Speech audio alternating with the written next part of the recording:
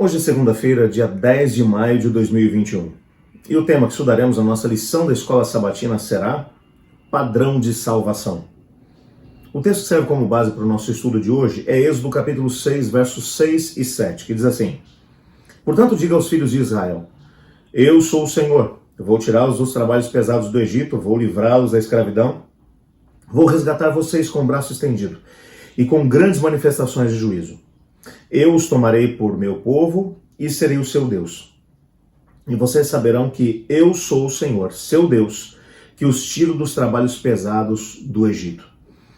Você está no canal Eu Estudo a Lição com o pastor Samuel Camilo.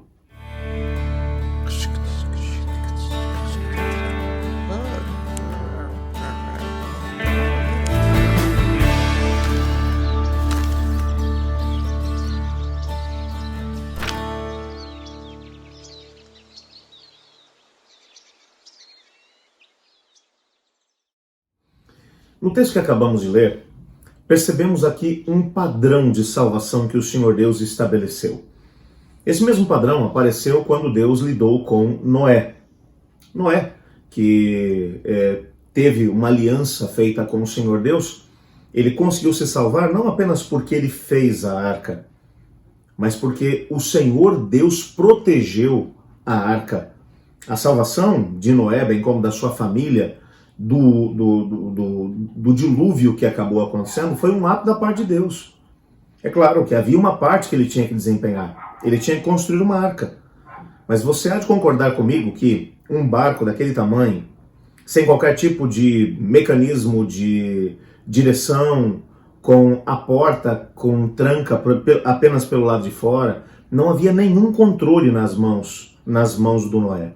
Tudo dependia de Deus. De certa forma, o êxodo foi algo muito parecido com isso. O Senhor Deus tinha o controle de toda a situação.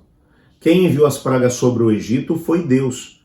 Quem fez com que o faraó, que havia oprimido o povo de Deus, se humilhasse ou fosse humilhado e permitisse a saída do seu povo do Egito, foi Deus.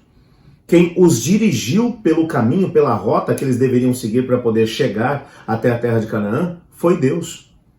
Quem mencionou ou quem deu o ritmo que eles deveriam seguir foi o próprio Deus, porque no livro de Números vai dizer que o Senhor Deus, quando a nuvem levantava, o povo levantava acampamento. E a nuvem estabelecia o ritmo com o qual eles deveriam marchar. Se a nuvem continuasse se dirigindo ou andando dia e noite, eles andavam dia e noite. Quando ela parava, o povo parava e montava acampamento.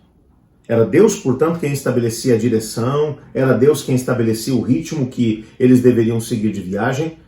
Era Ele quem os protegia durante o dia do sol, à noite do próprio frio, bem como dos animais peçonhentos.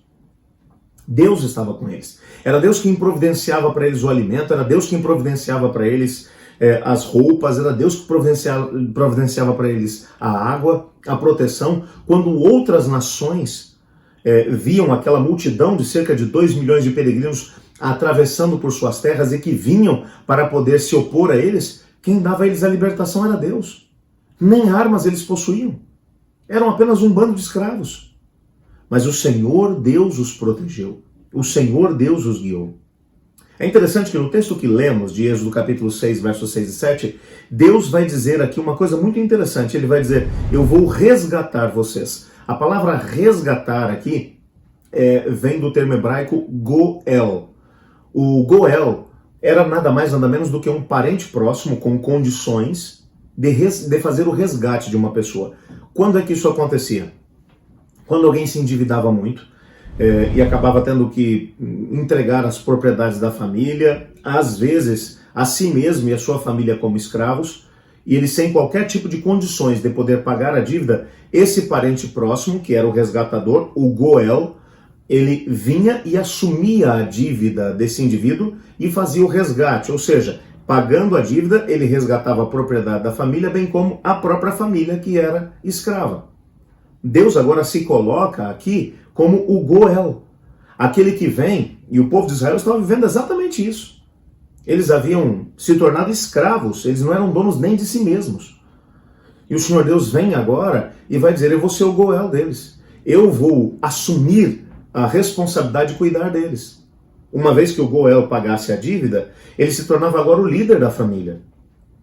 Era ele quem dirigia, que amparava, que cuidava agora da família, da herança da família.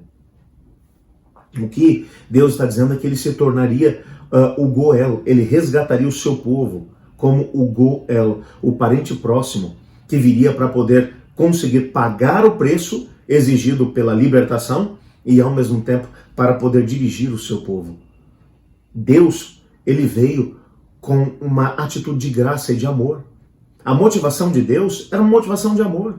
Algumas pessoas querem olhar aqui uma relação onde Deus queria apenas que eles obedecessem. Tudo que Deus pedia para que eles fizessem ou deixassem de fazer era para que eles tivessem uma vida melhor do que aquela que eles tinham enquanto escravos. Eles não eram escravos apenas do Egito, eles eram escravos do pecado. Haviam sido rebaixados a animais, porque o escravo não passava de um animal. Pelo menos era assim que ele era visto nas sociedades antigas. Ele não mandava em si mesmo, ele não tinha direito a absolutamente nada. E essas pessoas que haviam sido criados como se fossem animais agora, eles deveriam ser, ou se entender como filhos amados por um pai. Deus, portanto, se coloca como seu Goel. A salvação nunca foi pelas obras. Em nenhuma parte da história a salvação foi pelas obras. Sempre foi pela graça de Deus. Por isso, antes de Deus trabalhar qualquer aspecto de lei com eles, Deus deixou claro, eu sou o Goel de vocês, eu paguei a dívida de vocês, eu os libertei. Eles dependiam da graça de Deus para permanecer livres. Se eles tivessem tão somente compreendido essa mensagem, como a história deles seria diferente. Eu gostaria de agradecer a Deus porque hoje ele continua usando o mesmo padrão. O padrão não mudou.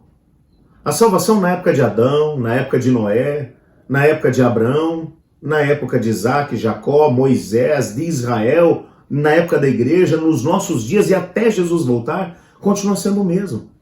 Deus é o nosso Goel, é o nosso resgatador. Ele se coloca como aquele que paga o preço exigido pelo nosso pecado, com o objetivo de nos levantar das trevas para a sua maravilhosa luz. Que Deus maravilhoso! Vamos agradecer a Ele por sua graça maravilhosa? Obrigado, Senhor, por tua graça. Obrigado porque a salvação não é pelos nossos méritos. Ajuda-nos a compreender isso e a viver de acordo com aquilo que o Senhor espera que vivamos, pois é em nome de Jesus que oramos. Amém. Eu estudo a lição. E você?